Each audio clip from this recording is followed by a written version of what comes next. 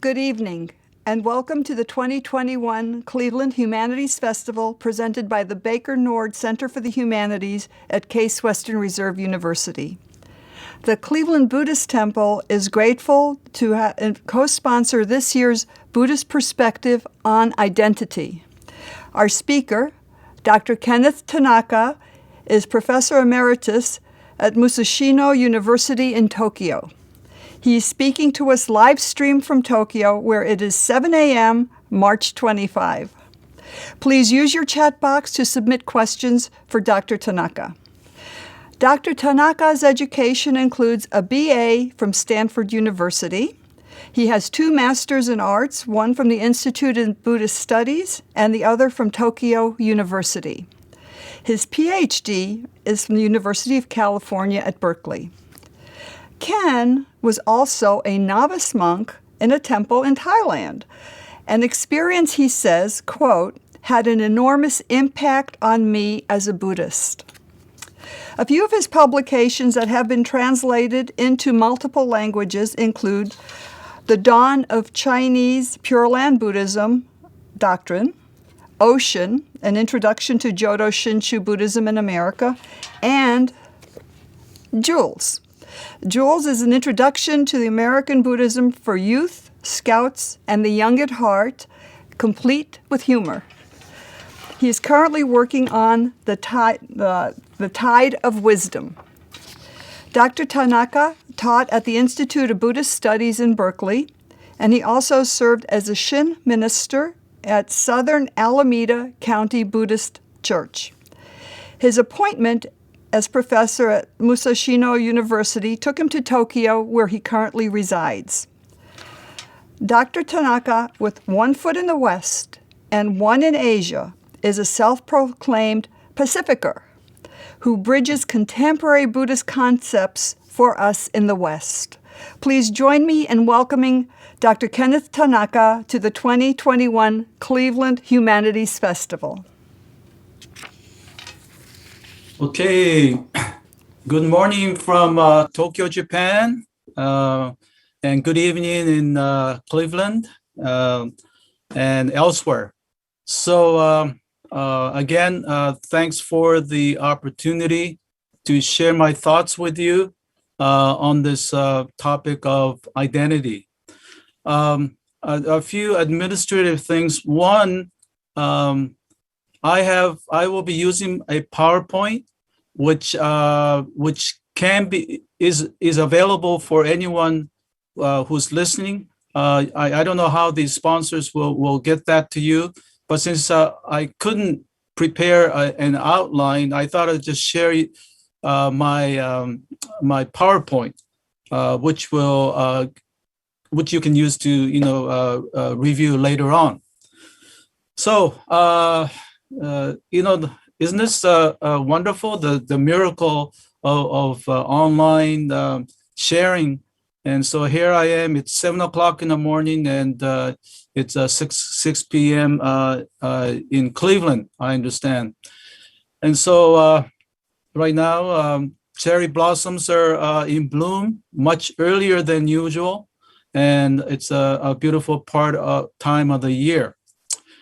Okay, so essentially, I understand we have an hour and a half, and I hope to speak for about 45 minutes, maybe a little bit more.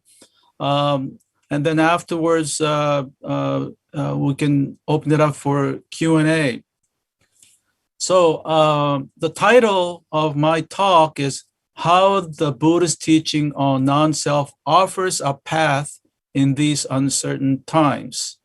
So, but the theme is identity, and which I shall address. I am not, my specialty is Buddhist studies, especially Pure Land Buddhism. And so when I was given this topic, I hesitated a little bit because I'm not an expert on identity, but I thought, oh, what the heck? It's an important topic, and I will try to do my best to share my thoughts on the topic of identity from a Buddhist perspective. my Buddhist perspective. So I'd like to begin with a kind of a working definition from the American Psychological Association, the APA, and it defines identity an individual's sense of self defined by a set of physical, psychological, and interpersonal characteristics that is not wholly shared with any other person. And the second is a range of affiliations, example, ethnicity, and social roles. So I would like each of you to kind of pause and ask yourselves how you would define or characterize your sense of self or your identity, physical, psychological, interpersonal characteristics. For me, speaking for myself, I would say, psychologically, I'm more extrovert than not. I'm pretty active.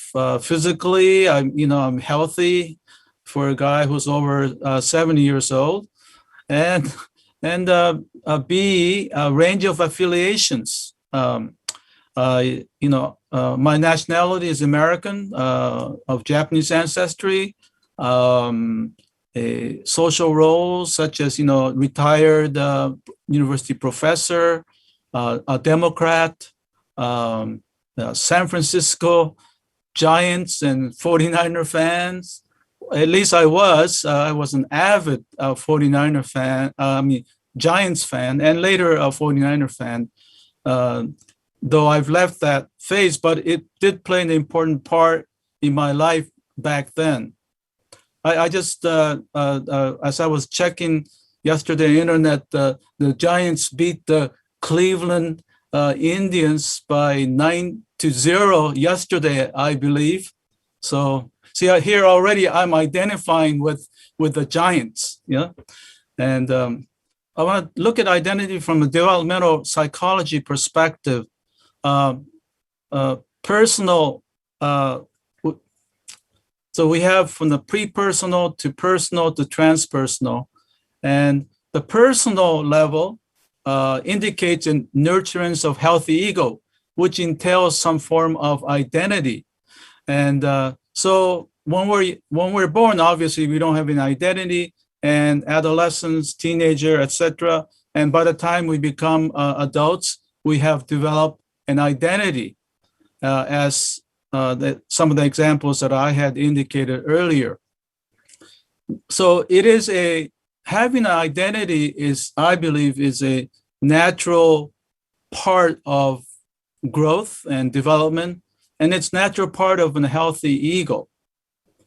Now, the next level is transpersonal level, is where one can indicate, one can locate those spiritually enlightened people like Buddha and Jesus, etc.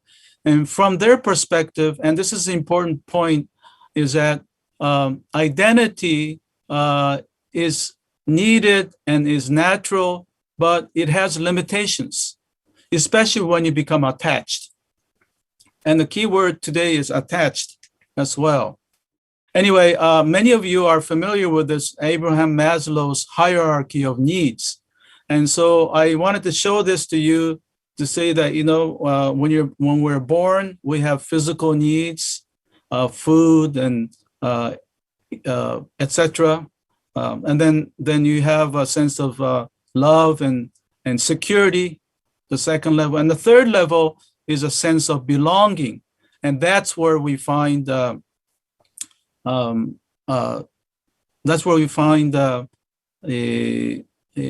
sense of identity, belonging to a particular group. Okay, so what is your identity? And taking the first part of that APA definition, physical, psychological, and interpersonal characteristic.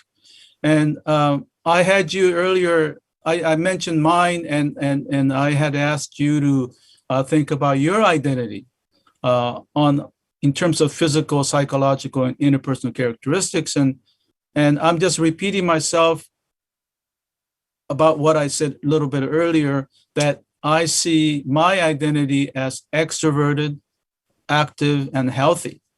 And in terms of affiliation, and I'm an American of Japanese descent, a Democrat, a Buddhist, retired university professor, father of 3, San Francisco Giants and 49er fan.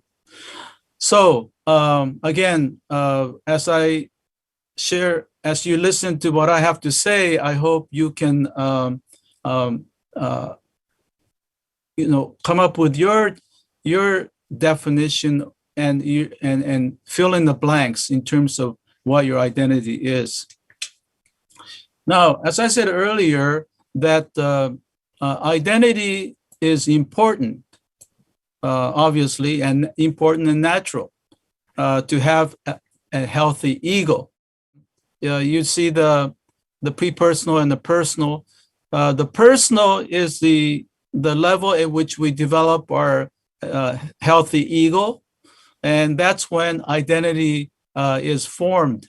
And however, again, as I said, identity is healthy and natural, but it can lead to dukkha, especially. And so my aim in the talk is to show that from a Buddhist perspective, which will be on the level of transpersonal, from the transpersonal level, it can provide some light and wisdom to deal with the difficulties that arise from the limitations of especially attachment to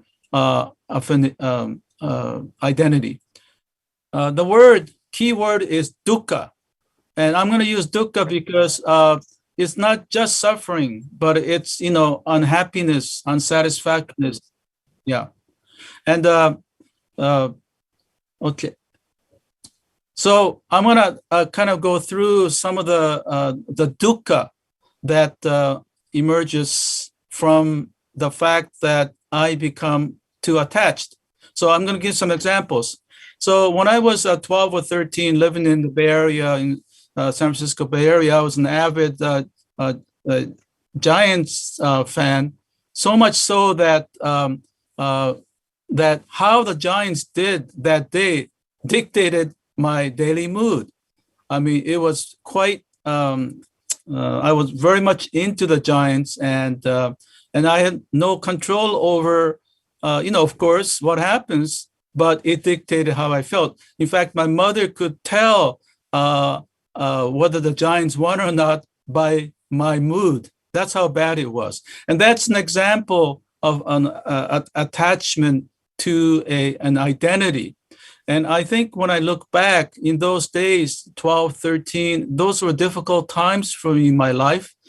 And I probably didn't have much going for me personally. So my life was relatively kind of without purpose and anything that I really wanted to do. And I think I had kind of leaned on the identity as a Giants fan.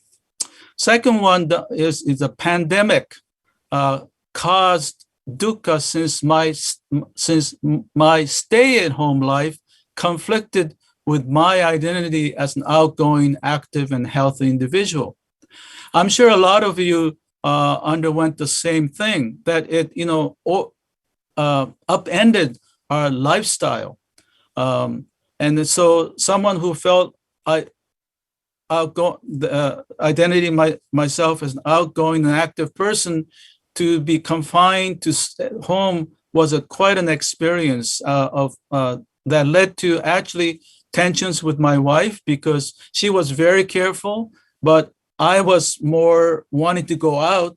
I usually go out every day to McDonald's or Starbucks to go study. That was my routine that I enjoy going out at least once a day. But by going out, it created tension with my wife, who was very, very careful because she has an underlying condition. Okay, so the identity my self-identity, sense of self, as outgoing, active, and healthy individual ran up against a wall where I had to wall and wherein I felt dukkha. Third one is discrepancy in how I see myself and how others see myself, caused dukkha, because in the U.S. Some people don't see me as American. Some see more as Japanese. And in my case, I'm basically of the age of the third generation Japanese American. Most Japanese Americans do not speak Japanese. I mean, in fact, hardly any of the third generation speak Japanese. Whereas I grew up in the Bay Area, but I came to the U.S. at the age of 10 because my mother was a Hawaii-born second generation or third generation. My great-grandfather immigrated to Hawaii. And so, I'm not a regular Japanese, and I'm not a regular, even Japanese American. Reverend Miyamura, who oversees the Cleveland Temple, he is a regular Japanese American. He doesn't speak much Japanese. Well, he does now because he had to study Buddhism. But I, had to learn English from the age of 10. And then later studying in Japan and now living in Japan for the last 20 years. My Japanese is almost perfect. And I, write and read. And so, but so the reason why I'm bringing all this up is as Japanese American, even though I think of myself as an American, that people don't see me that way. And this has a lot to do with what is going on in the U.S. today with the situation with anti-Asian environment. And and often many Asians are not seen as American, more foreign. And that has a whole history. Needless to say, even though the Asians have been in the U.S. since middle of the 19th century, the Chinese built the railroads, and the Japanese farmers, had a great deal to do with farming in California, and the 442nd Battalion, comprised of Japanese American soldiers, are one of the most highly decorated units in the American armed forces. The contributions have been many, but still, there's a tendency not to see Asian Americans as American. So this kind of discrepancy, the identity as Japanese American, I have it. That's my identity, but others not necessarily see it, and it comes out in different forms. Like, where are you from? Oh, you speak English well, this kind of thing. And so this caused, when I was younger, it did cause some dukkha. And so another example, and some of you may have a similar situation. Oh, by the way, when someone says, oh, you speak English well, initially I would say, well, I was raised in America and I went to school in America. But this doesn't happen that often. But someone said, when someone says that to you, you should say, oh, so do you. You speak English well. Oh, yeah, so do you. So any Asian Americans out there, if you have faced this, remember that. Or anybody who's considered not fully American.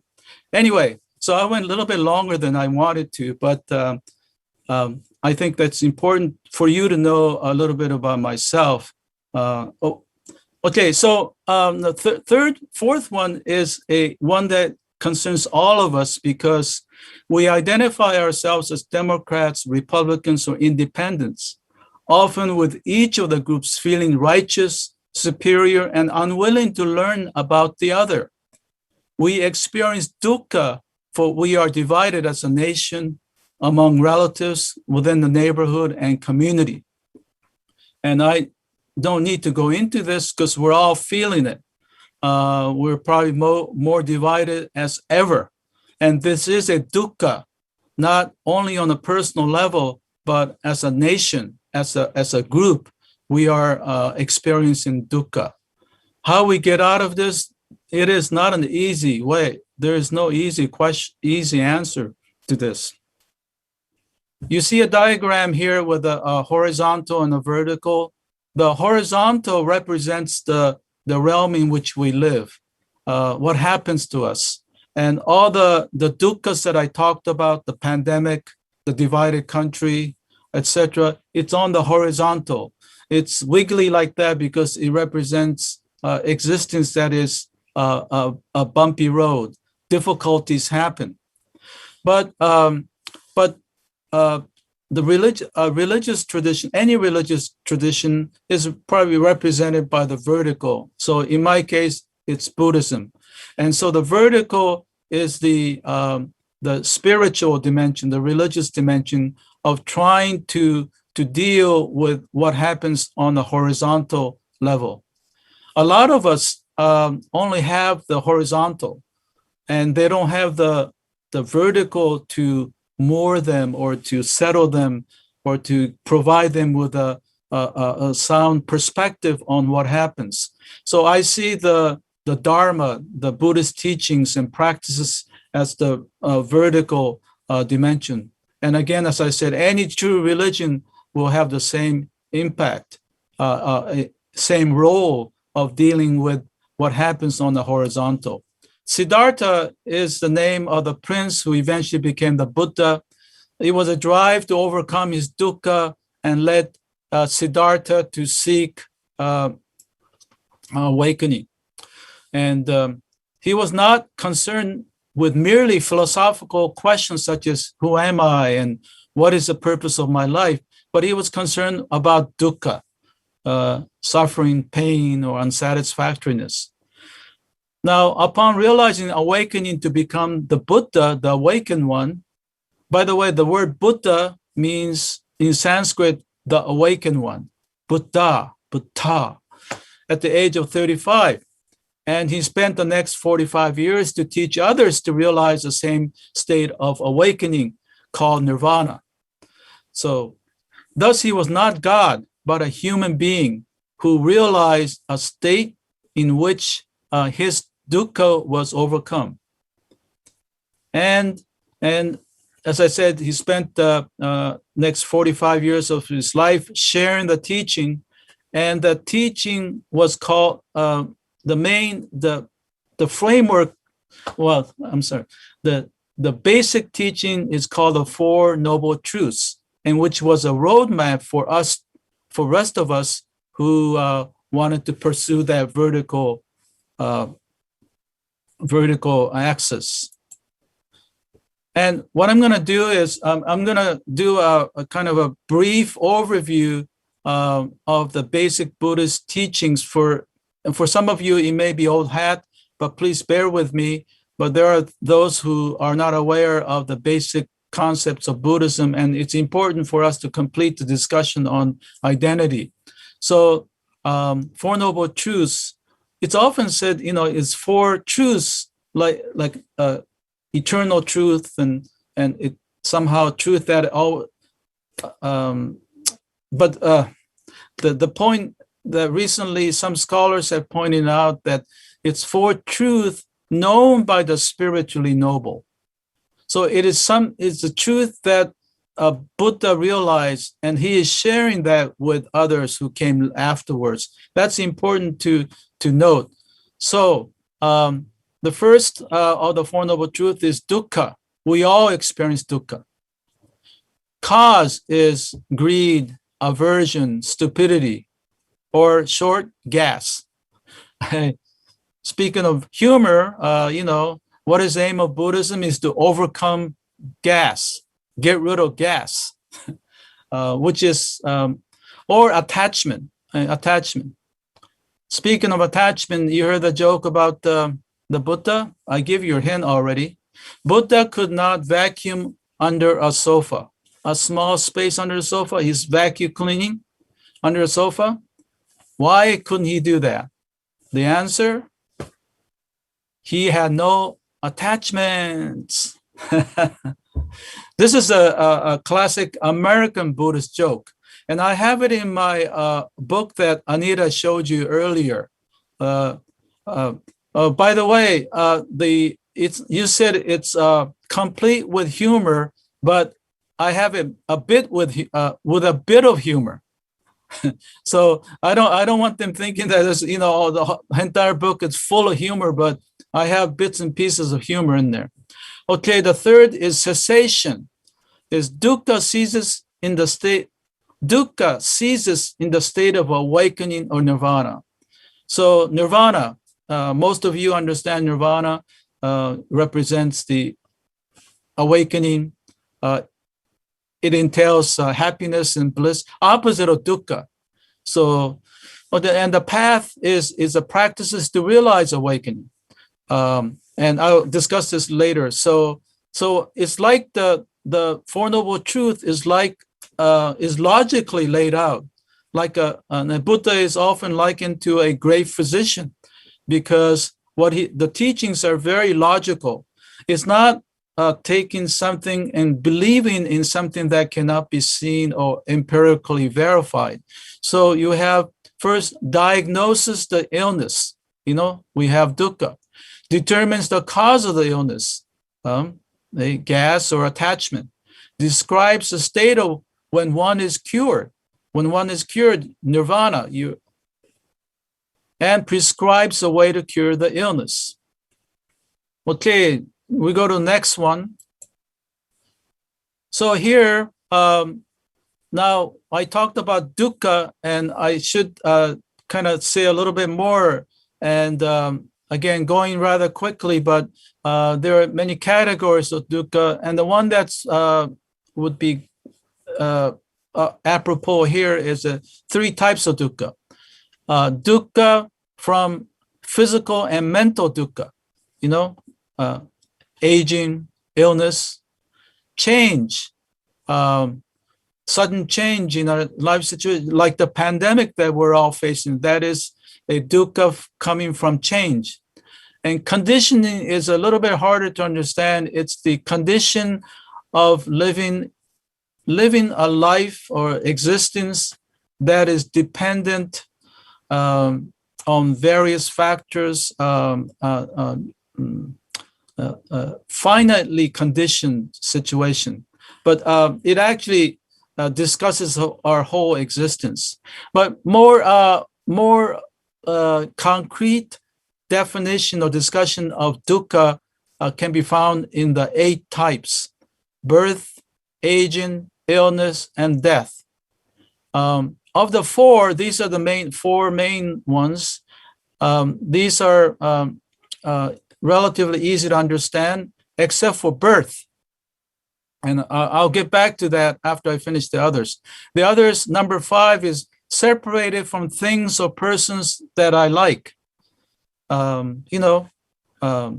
obvious. And the opposite is associating with things or persons that I dislike.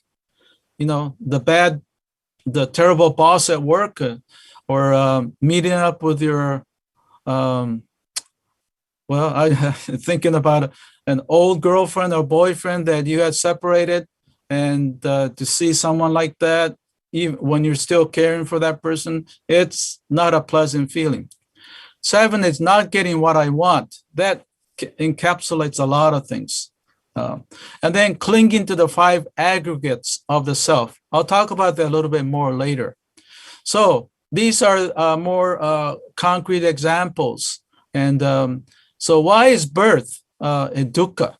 And that is something that people in the West often ask, or any modern people, contemporary people, because we consider life to be, it's a bumpy road, but it's not dukkha.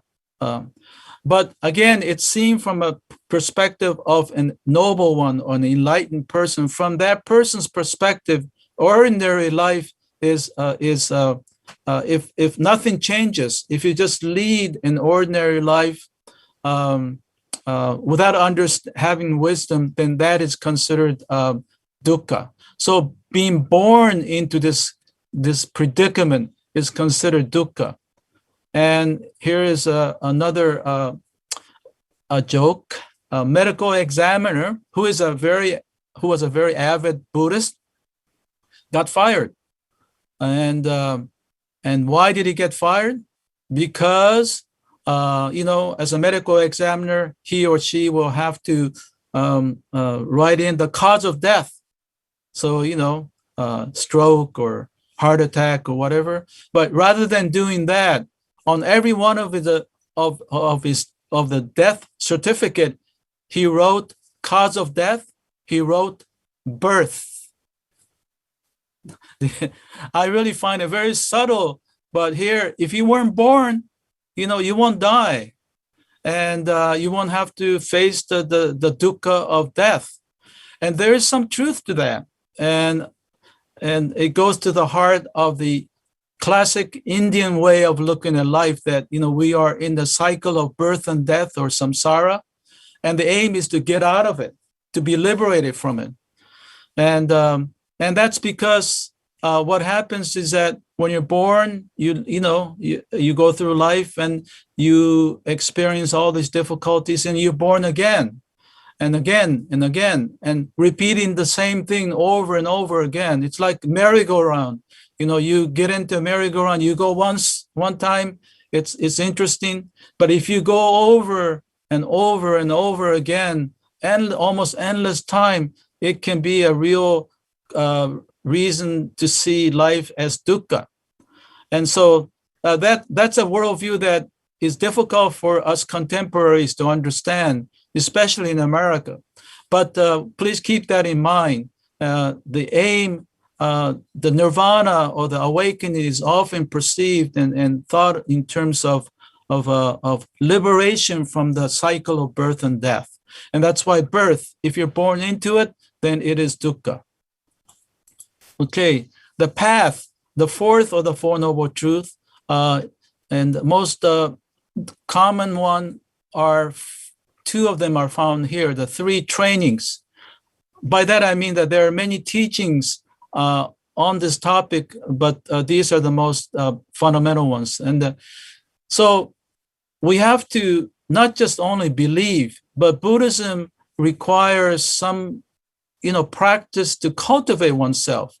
One will have to uplift yourself to have higher levels of understanding and appreciation about the truth of life.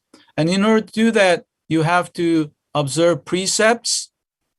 And the monks and nuns have many, like in the hundreds, and lay people have 5. Not to kill, not to steal, not to lie, not to engage in illicit sexual relationship, and not to take alcoholic beverages or intoxicants, and etc. So concentration or meditation is the second one, and wisdom is the third. So precepts, concentration or meditation, or wisdom. One of the reasons why Buddhism is becoming popular in the West is because it has a very accessible practice of meditation, the mindfulness practice, etc., that anyone can just go into it and get some benefits out of this. So I call it Buddhism is a religion of awakening, not a religion of belief. And that is something that contemporary people appreciate, that we don't believe in something that cannot be seen, but through practice, through understanding, one can change the way we look at life, and that requires meditation or something similar to it. Now, the wisdom part is I have 4 marks or seals, which I'll talk about more in depth. Okay, so the Four Noble Eightfold Path is another set of practice. Right view, right intention. This represents wisdom up here. Right speech, right conduct, right livelihood represents precepts up here. And then the effort, mindfulness, and concentration obviously corresponds to the second, concentration or meditation. So this is the fourth of the Four Noble Truths, the path. How do we get there? So we have the problem, the causal problem, and how to get to the the cure. And I want to focus on 4 marks, which I'm on the left-hand side are the 4 marks, and the more traditional expression is we all experience dukkha, okay, which is true. But I want to put it into a more colloquial expression of life is a bumpy road, which is opposite from life is a smooth road, that we instinctually want to believe or see. And if you catch yourself in some pickle and having little bumps in your road, and we experience that very intensely because we have this assumption that life should be smooth, like the pandemic. When the pandemic hit, a lot of us had difficulty facing up to it because we worked on the assumption that life ought to be smooth. Why is this happening? It shouldn't happen. But the Buddhism says bumps, it is more the case that life is a bumpy road than a smooth road. And that is something that is harder for some of us to accept, but that is the truth as expressed in the 4 marks. Life is interdependent. All phenomena are devoid of substantial self. Now I'm going to talk about this a little bit next. And life is opposite is life is mine. Even though things are beyond your control, but we want to claim to be mine. Life is impermanent, or everything changes, but we want to instinctually think that all things have to go always the same. Life is always the same, especially when things are going well for you. And then lastly is life is fundamentally great. Nirvana is inner peace. This is the goal. And Buddhists are accused sometimes of talking too much about dukkha and suffering. But we have to realize that this is what the Buddha realized, and this is the goal that many Buddhists realize. Of course, there are gradations. There's the Buddha, and there's everyone else, and including myself, who's not at the level of the Buddha, but we are closer than before. And to think that life is lousy is not in keeping with the 4 marks. So you take the acronyms, think big, but don't think small. Do you see it? Small, SMAL, BIIG. This is something that I concocted. I have a patent on this, so copyright. So please remember that. But it's helpful. Like when you run into something, think big. Think big. Life is a bumpy road. Life is interdependent. Life is impermanent. Life is great, and life is fundamentally great.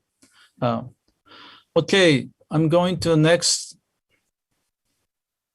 Okay, I wanted to talk about the second one a little bit more. Okay, so good. The one that you have that you're seeing, this is the mark of the interdependence, or classical definition is all phenomena are devoid of substantial self, anatman. Okay, so you take this example of here is a metaphor of the Indra's net of jewels. This is very many people enjoy this and like this. It expresses the interconnectedness and the interdependence. But the original word expression is devoid of substantial self. And so the substantial self, Atman in Sanskrit, I define it as that which is permanent and not dependent on others. But Buddhism is saying that there is no such thing in our experience. There is nothing that is just permanent, doesn't change, and not dependent on others. Everything on opposite is that we are changing, impermanent, and we depend on others, or we are caused by others. So if you take an example of the jewels, so this metaphor has in the sky there is a net, and at each eye there is a jewel, and each jewel does not shine on its own. Where does it get its source? It gets it from elsewhere, from other jewels that shining, illuminating that jewel. And so one is dependent on others. That's what it means. And also what that also means is it's interconnected. And I too can illuminate others. I'm illuminated by others, but I illuminate others. And so it is a whole constellation of jewels that are, shining, illuminating each other. And that, if you think about it, that's how life is, and that's how society is. If you look at the American society, that is how it is. We have the, essential workers who went out and really did the hard work, making it possible for us to have the food on our table, even within the pandemic. So when the topic today had to do with, how can we have identity if we have no self? Buddhism is not saying that we don't exist. We exist. You pinch yourself, ouch, and you have a social security number, which means that we all exist, but we exist in a interdependent way, that we are not permanent and we are not dependent, not independent. Independent, we are dependent on others. So that is one of the important points that I want to convey in my talk today. So the conventional or the social, the physical self, we do exist. So Buddhism, because it makes Anatman the hallmark of his teachings, it's misunderstood. It's simply saying that we exist, but we are not totally independent, totally permanent, that we are changing, we are dependent on others, and I am connected with others. And I think this is one of the messages that are important as we deal with the pandemic. Okay, let's go to the next one. Oh, okay, so this is a humor. Remember thinking small on the right-hand side, the instinctual? That is like this guy hanging on the edge of a cliff, okay? So he thinks he's hanging on the edge of the cliff that is 100 yards below. The floor is 100, so he's 100 yards up. So obviously he's clinging on for life, and he doesn't want to die. And the Buddha appears and he says, oh, good. Oh, Buddha, save me. And the Buddha says, I will. Let go. Okay? And the reason why he says it is that even though the guy thinks he's 100 yards above the floor, the ground, Buddha knows he is only 1 yard above the ground. So in a way, a lot of us, and many of us, at times, we cling to things, we cling to identities, thinking we're 100 yards above, but it's no big deal. Let go of your attachment to thinking that this is the only way to go. And if this doesn't materialize, I am destined for real, death or something terrible. Okay, let's go next.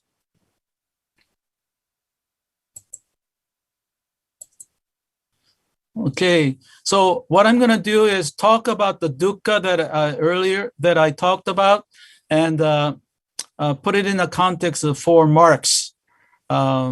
So the first one was, we all experience dukkha. Life is a bumpy road. And in terms of the dukkhas, the 4 dukkhas I talked about, the pandemic and the divided country and the discrepancy, in my case, of being seen as an American, the other one being so dependent on my identity as a San Francisco Giants fan. So uh, and the 4 marks says dukkhas are part of life, and if we kind of accept this, then we won't fight it. Even though we know this in our head, we often think that life ought to be smooth, but life is really a bumpy road with many dukkhas. So if you can accept this as a world view, a life view, the bumps will be easier to accept. And I know, again, the pandemic is something that we felt, well, it shouldn't happen, as if it's abnormal. It's actually normal. In the course of human history, there have been many, many pandemics, and scientists tell us there definitely will be more down the road. Life is this one is the interdependent part. Okay, so I'm taking the dukkhas that I talked about earlier. The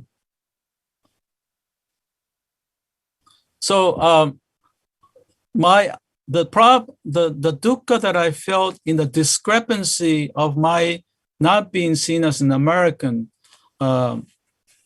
it is because I clung on to it very strongly.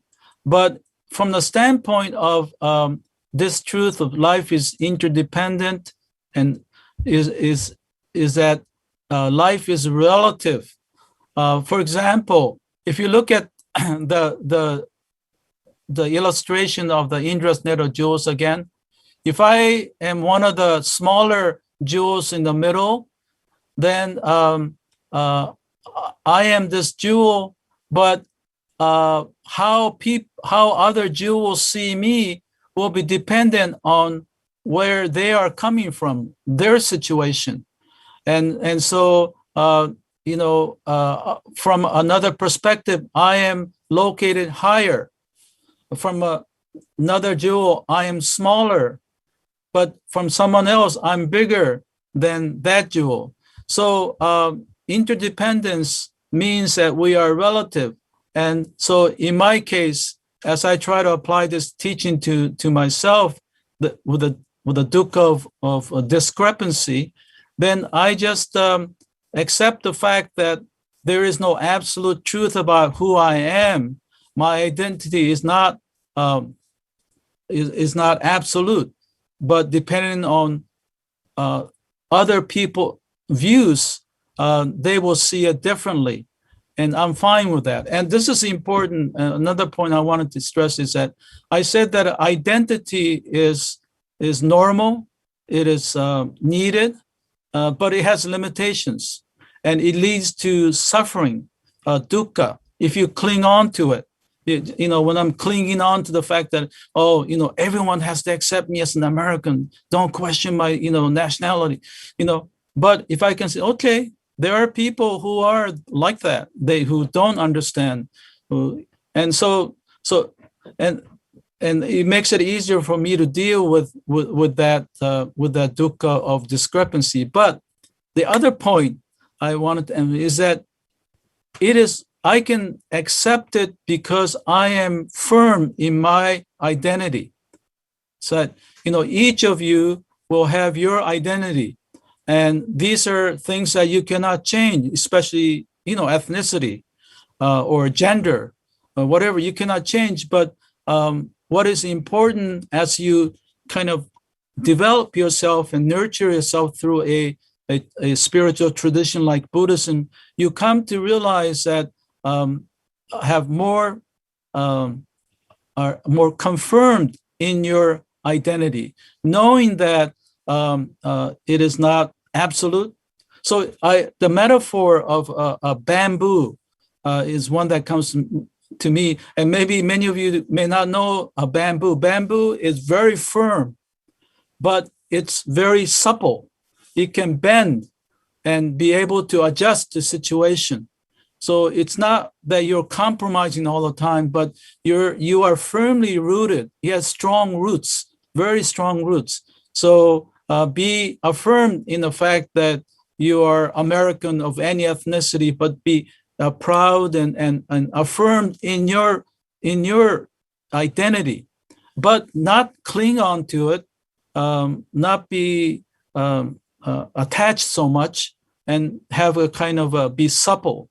Or like holding a baby, don't hold a baby too tight because you'll suffocate the baby, but in a way that is supportive but not suffocating. Okay, so the issue of identity, and I know I'm going a little over time. I'm gonna try to wrap it up a little quicker. So the issue of the identity as a Democrat, my identity as a Democrat needs to realize that I live in a society that is interconnected and interdependent. This calls for compromise and cooperation if we are to thrive as a society. And this is a really tough issue. As I said earlier, there's no simple answer. But at least on an individual level, we can not be too attached to our identities as a Democrat. What that means is that not to be attached means that don't be not to be self-righteous, not to feel superior, because we need to be open to what the others have to say. And so sense of exceptionalism is a problem because we look down upon others and make no effort to appreciate and understand the other. And this is again is something that we need to do as a whole society, but I think we can do it on a personal level in our own way. And so that means, listening to Fox News sometimes. We don't get Fox News in Japan. I see CNN. So, but whenever I'm back in the States, I try to watch Fox as to understand a little bit of the other side. Okay, next. The life is impermanent and has to do with pandemic, and this again, when we apply the Buddhist wisdom of life is impermanent, then we can adjust to the pandemic situation, not to be so attached to our identity as a healthy, active individual. So what I did after initial difficulty and run-ins with my wife and myself is, is that I started working on the garden, and I started working on some translation work that I was not able to do before. And then thanks to Zoom and online, I have been able to, interact with others. So adjusting, because change comes all the time. It's never ending. Until we die, we will be undergoing this change. So we have to adjust to the change. And it's easier said than done. The famous line, yesterday is history, tomorrow is a mystery. This moment is a gift. That is why we call it the present. So live in the present, adjust to what is going on in front of you. So, life, the fourth of the marks is that life can be great, means awakening is inner peace. This can be realized by all of us to some extent, not to the extent of Buddha, but, hey, even 1/4 of that will make my life more meaningful. And when we do that, we become less attached to our identities. Again, what that means is, for example, not to feel superior, not to feel that we're always right, but we have to cooperate or, adjust to the change, the pandemic. And again, yet be firmly rooted in one's identity like a bamboo, like holding a baby properly, not to crush it. And when you do that, I feel that we all we can, compared to before, better able to treat others with compassion and love, equality and oneness. This may be strike many of you as obvious, but any true religion, Christianity, Islam, Buddhism, and many other true religions lead us to these qualities of concern for others and treating others equally. Equality does not mean that we're all the same, but I treat others and even animals equally. Well, you cannot treat equally in the same, but with an equal level of dignity, a sense of dignity, affirming the dignity in each being, each person, and feeling a sense of oneness. And so I'm gonna really go through this quickly, and this is a little bit more kind of complicated, but I said attachment to our identities lead to problems, and we went through the four marks, and we have seen what is true, but we also have to work at it. And the attachments are here. Practice is required to work on our attachments, which are deep-seated and even unconscious. We are all attached to, and it's much more deep-seated. And rooting for your favorite team. We know it's just a sport, but when you become very attached, it's quite deep-seated. And so in Buddhism, and here's again the three trainings. So we need to work on ourselves. And I'd like to go to the next one. And this one here, it's I don't have really time to go over this quick in detail, but Buddhism sees the self as a flow. There are 5 aggregates called skandhas, and they are body or senses, feelings. You go clockwise, thoughts, and intention, volition. I forget the different trends, and then the consciousness in the middle. So in any given moment, we are experiencing these 5 aggregates. Right now, the upper right, the body or the senses. You're hearing me talk. You're seeing me on this, and then you have a feeling of good or bad or neutral, and then you have some thoughts about it. Some of you might be saying, "Oh, this is not very interesting." Others say, "Oh, this is really interesting." And then the intention after that is what will I do? Will I stay and listen, or leave? So and then the consciousness is awareness of all these. So so what in the Buddhist practice of meditation, there are many different kinds of meditation. And here I'm just referring to this practice of meditation on the 5 aggregates or 5 constituent function.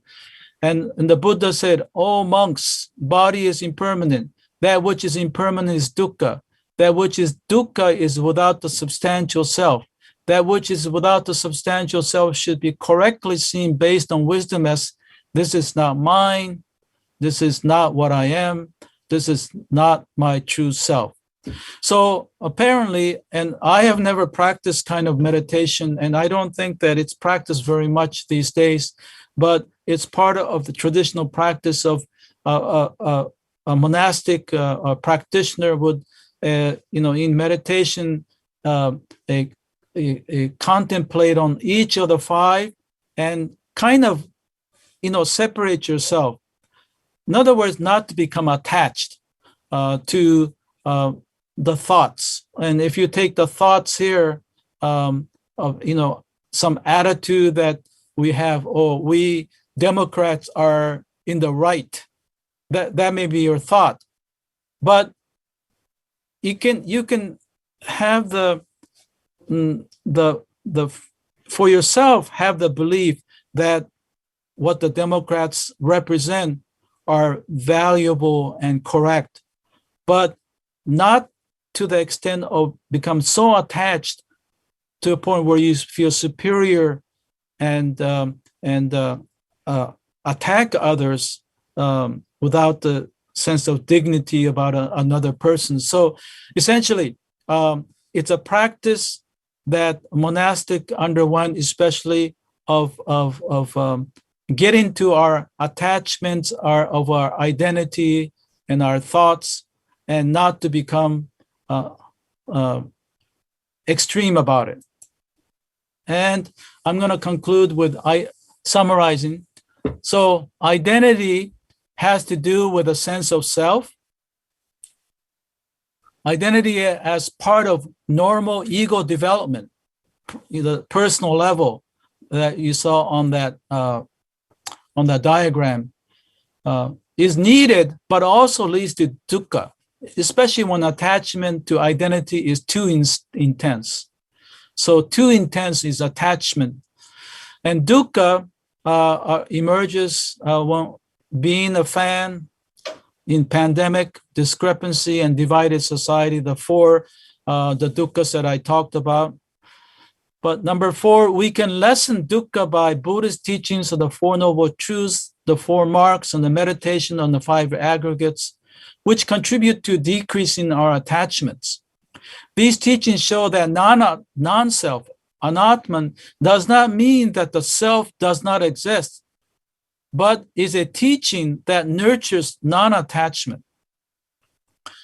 6, with greater practice, we find ourselves treating others equally, treating others, by the others, I mean people and living beings, with greater sense of compassion, love, equality, and oneness, wherein our identities are firm, but supple like a bamboo.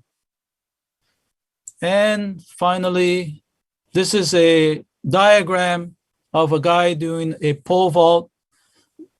We need identity, which is like the pole, but we need to let go of that identity at times, though that pole is important in order to get over the bar and whatever that bar means to you in your life. So thank you. That concludes my presentation. I hope that, I've said a lot. I hope that you can at least get one thing that is meaningful to you and apply it to your lives so that you can make your life more meaningful. And life is a bumpy road, but life can be great. Whether life can be great is ultimately up to you. Okay.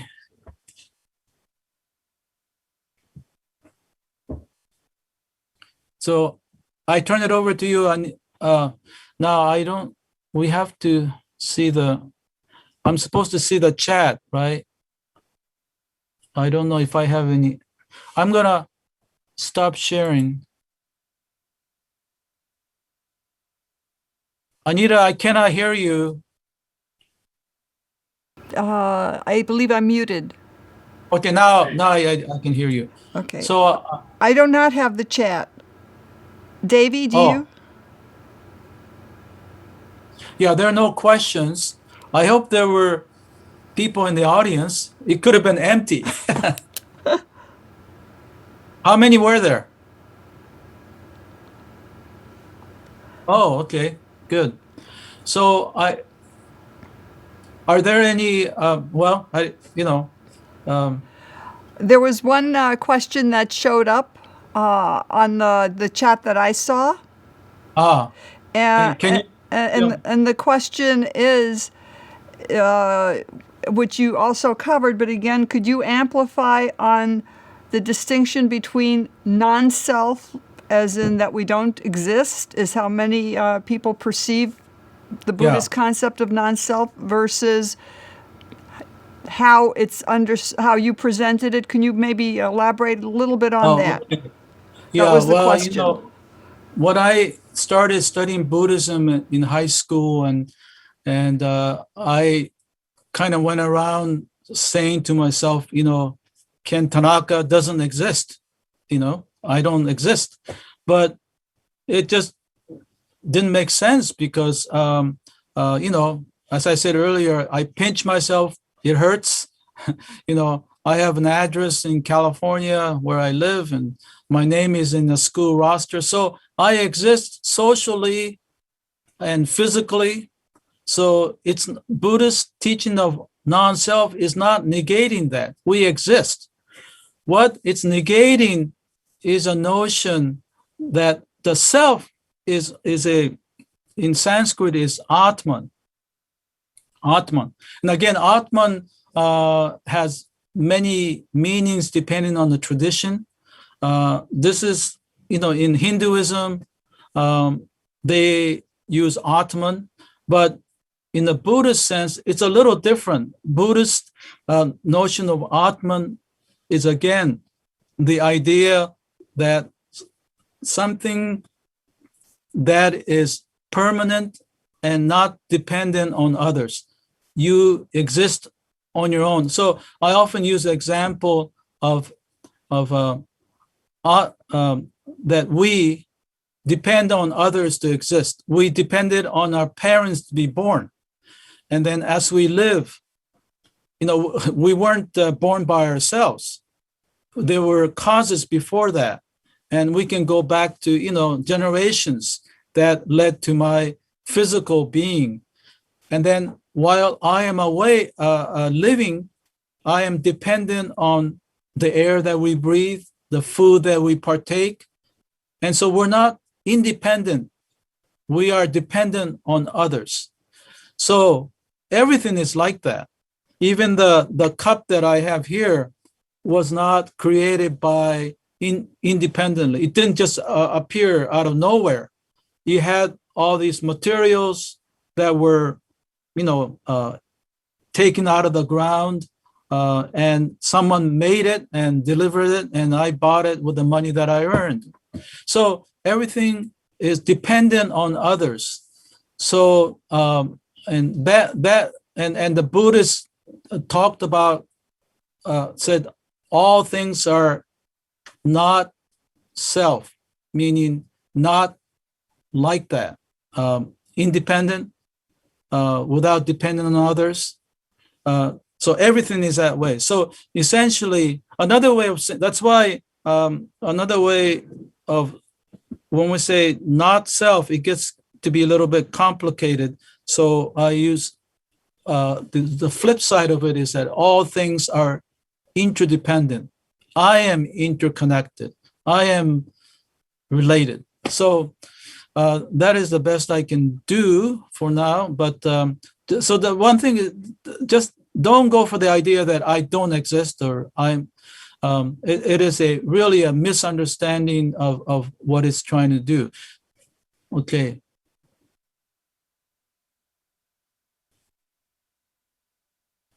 Anita, I cannot hear you. Davey, can you hear me now? Yeah, I can hear you now. Okay, Yeah. there are two more questions that came in that are connected. I'll try to phrase it as one. Is that as the interconnection that we exist, and that way, that sense of self, how is karma connected? The question of karma was raised in relation to non-self or self as interconnected and interdependent. Okay, so karma means action, right? What we think, what we say, and what we do physically, and so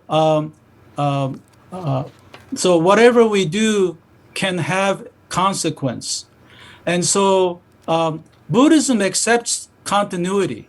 There is, otherwise karma doesn't work. It's just saying that whatever that continues, that transfers over to the next stage or next moment, it is not a thing that is, permanent and independent. It's changing. So there is no conflict between karma and idea of non-self or interdependence. There is a word called santana, means stream. And so Buddhism, as I said earlier, it's not so much substance oriented, it's more process. Everything is a process. The five aggregates that I talked at the end is a process. And so, but there is a process that determines how I will be depending on what I do. So, and also Buddhism has two levels or two kinds of discourse. One is what I call more personal, like karma. I don't know if personal is the right word, but what I do has impact on what happens. And otherwise, religious tradition wouldn't make sense. But the other is more objective discussions in which Buddhists like to kind of categorize things and like the five skandhas, but it's a different kind of discourse. So essentially, going back to answer your question, what I said earlier is that karma is what I do. It doesn't mean fate. And I explained that in my Jewels book. So it doesn't mean fate. The way it's normally used is incorrect. It's not the whole, what it means in Buddhism, but it's much more dynamic. Karma means what I think, how I speak, and what I do, and that has impact on your spiritual life and in your daily life as well. Okay, I don't know if I. Well, there was one more question that was an interesting one. I'm not sure how you'd like to address it. The one person contacted us and wanted to know about being a novice monk in a temple in Thailand. Was there some little story that you could share with us on why that was important to you? Sure. Yeah, well, I was only 21 and I had, 23.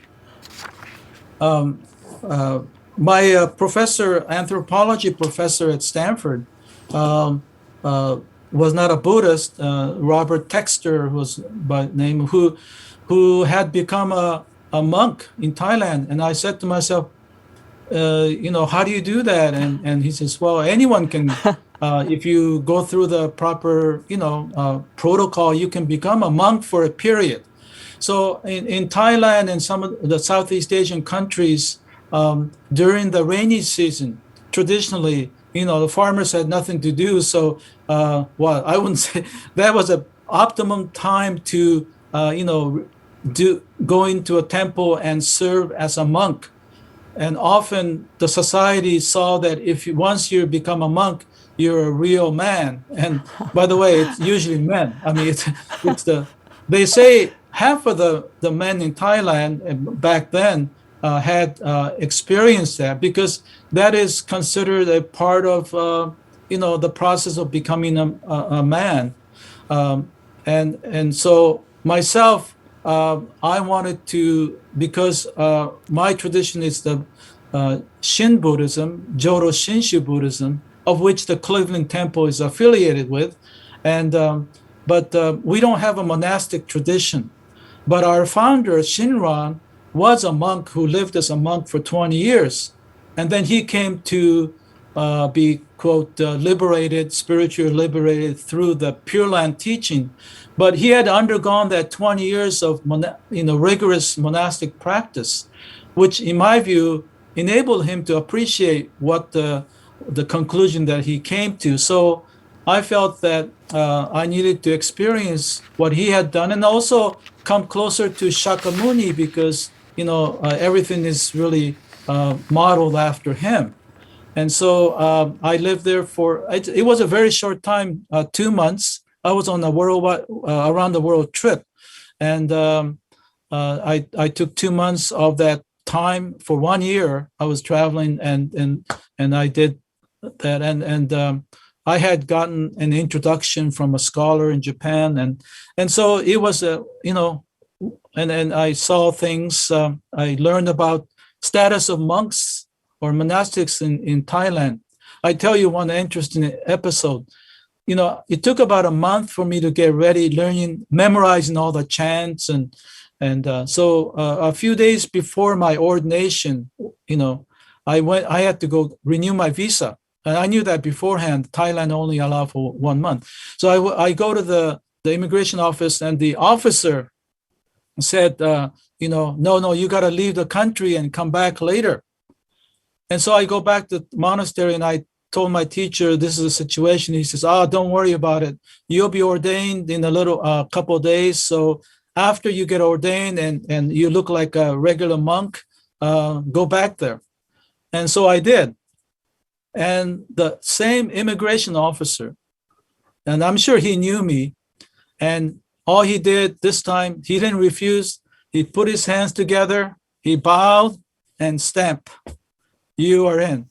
So that goes to how the talk about identity in Thailand is that monks and are so well respected that bus rides are free, trains are free.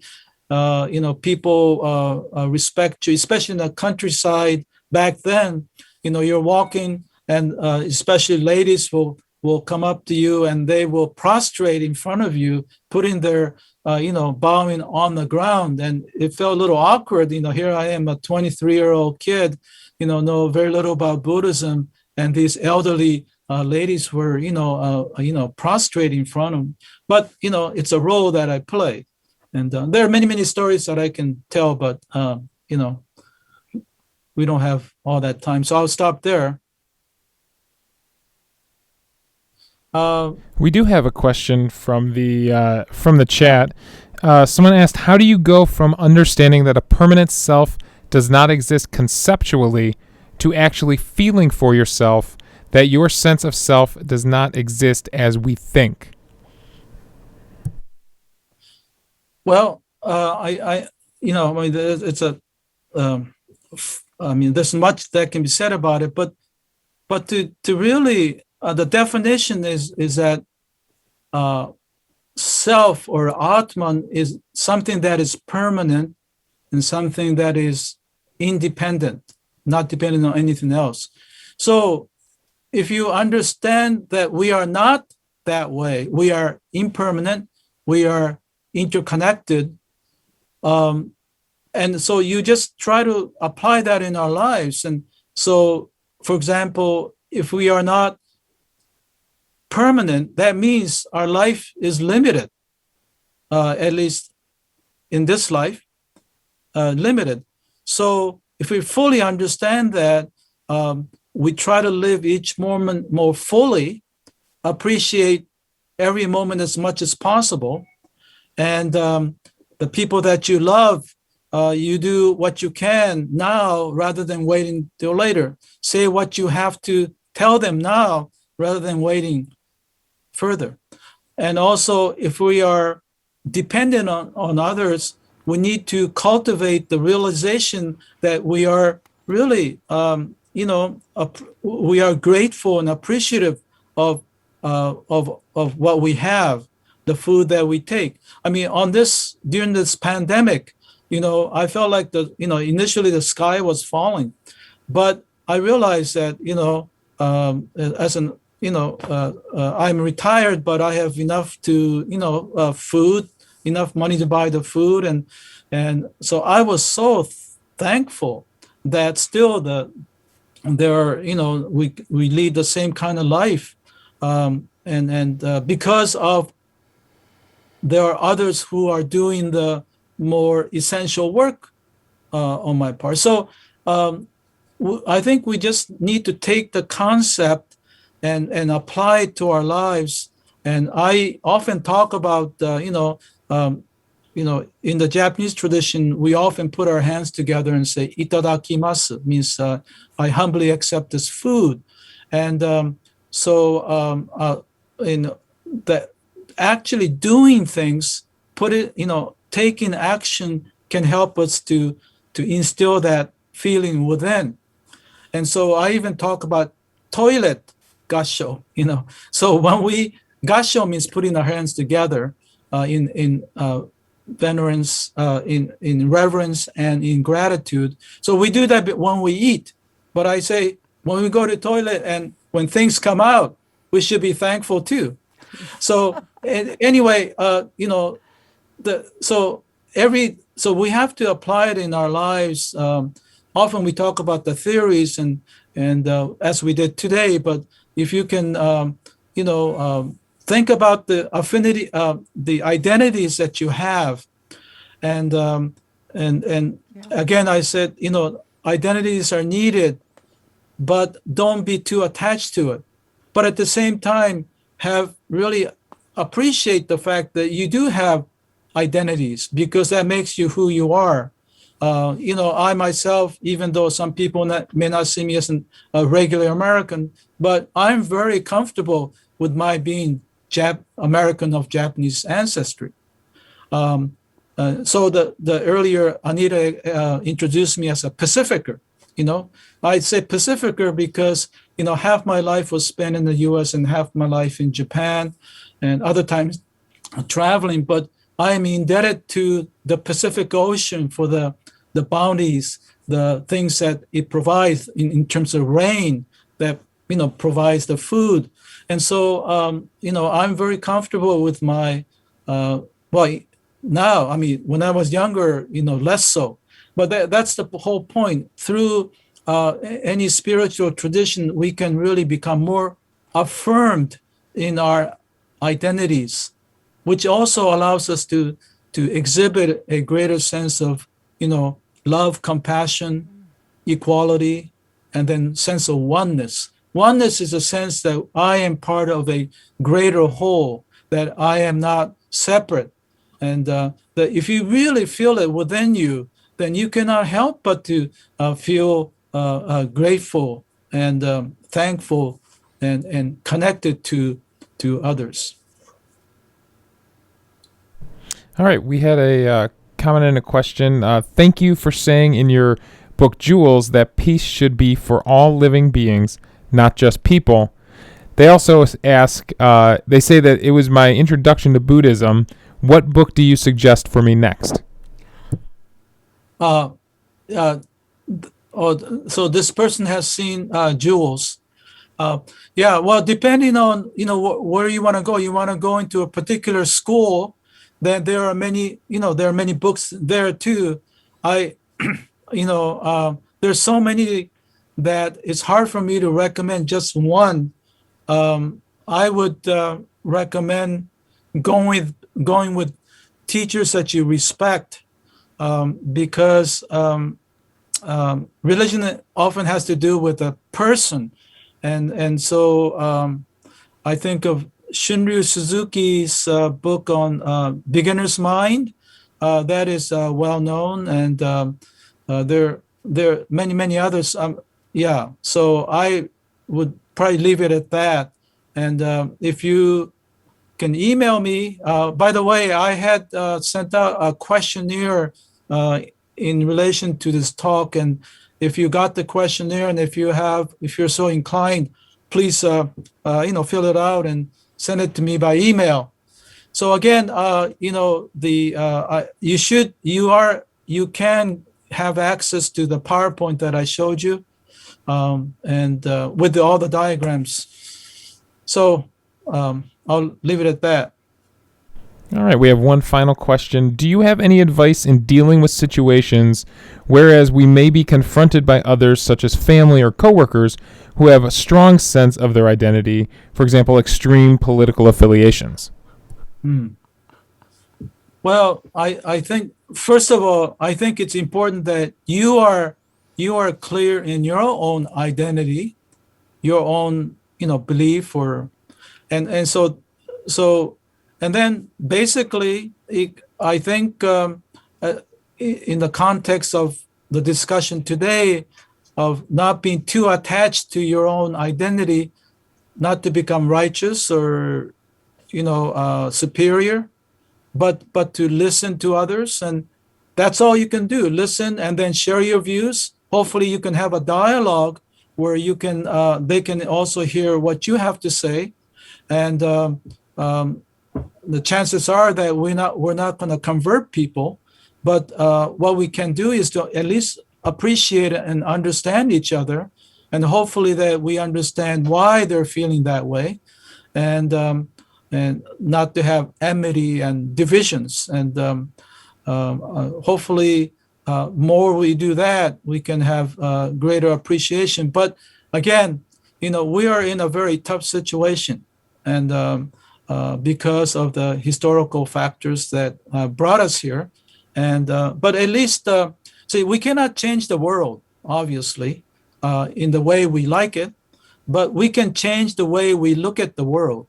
And that's what, at least, especially Buddhism is about. We cannot control what happens to us, but we can control how we feel about it and how we deal with it.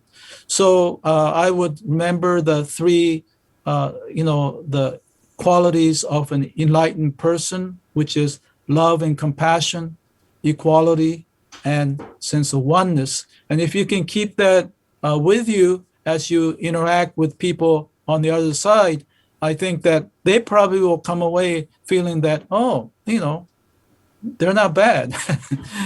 They're human after all. So and I think we should, if I were back in the States, I would probably try to do more of that in whatever capacity, but not to be, circle your wagon with your own group, but to be more open to others and listening to others. The extremes, I think that people on the extreme end, there's not much you can probably do. But I think the most of the people are in the middle, are reasonable people. And but I remain hopeful. I mean, it's difficult, but I remain hopeful because I think there are a lot of good in America. I myself, during the last inauguration, when the Lady Gaga sang that the inauguration, that the national anthem, boy, it really hit me because I think the song and the flag represent things that are good about U.S. And still, despite all that's happening, I think that people in the world still have look up to America for a lot of those ideals. And so I think we should remain hopeful and not to wallow in negativity.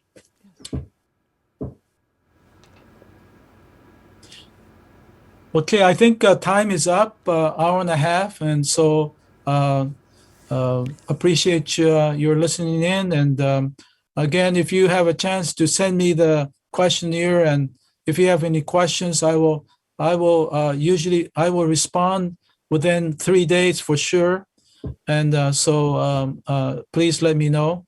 And I send my best wishes to all of you.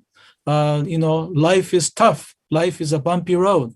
And we need all the help we can get. And I hope that what I have to say and what the books and others that you read about Buddhism can be of help to you.